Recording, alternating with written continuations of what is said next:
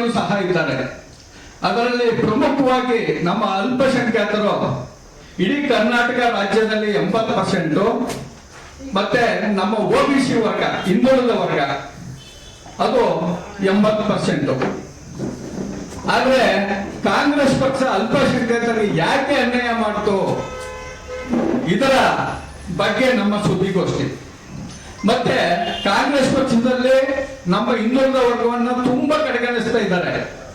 ನಮ್ಮ ಮತಗಳನ್ನ ಪಡೆದು ಕಾಂಗ್ರೆಸ್ ಪಕ್ಷ ಇವತ್ತು 5 ವರ್ಷ ಪೂರ್ಣ ಆಡಳಿತ ನಡೆಸಲಿಕ್ಕೆ ಅವಕಾಶ ಮಾಡಿಕೊಟ್ಟು, ಆದ್ರೆ ನಮ್ಮ ಅಲ್ಪಸಂಖ್ಯಾತರ ಬಾಂಧವರಿಗೆ ಟಿಕೆಟ್ ತಪ್ಪಿಸಿ, ಅದರಲ್ಲಿ ಮುಖ್ಯವಾಗಿ ಈ ದಾವಣಗೆರೆ ಚುನಾವಣೆಯಲ್ಲಿ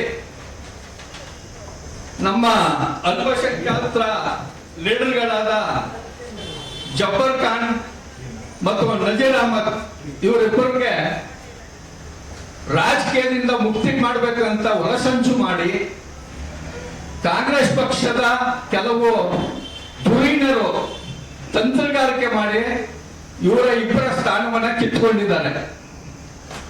ಜೊತೆಗೆ ನಮ್ಮ ಏನು ಒಂದು ನಾಯಕ ಜನಾಂಗದ ಕರ್ನಾಟಕದ ಲೀಡರ್ KN ರಾಜಣ್ಣ ಮಂತ್ರಿ ಸ್ಥಾನವನ್ನು ಸಹ ಕಳೆದುಕೊಂಡ್ರು. ಇವಾಗ ಇವರು ಕಾಂಗ್ರೆಸ್ ಪಕ್ಷದಲ್ಲಿ KN ರಾಜಣ್ಣ ಅವರು, ಜಬ್ಬರ್ ಖಾನ್, ನಜೀರ್ ಅಹಮದ್ ಇವರು 3 ಜನನ ಟಾರ್ಗೆಟ್ ಮಾಡಿ ದಾವಣಗೆರೆ ಚುನಾವಣೆಯಲ್ಲಿ ಇವರನ್ನ ಮುಗಿಸಿದ್ರು.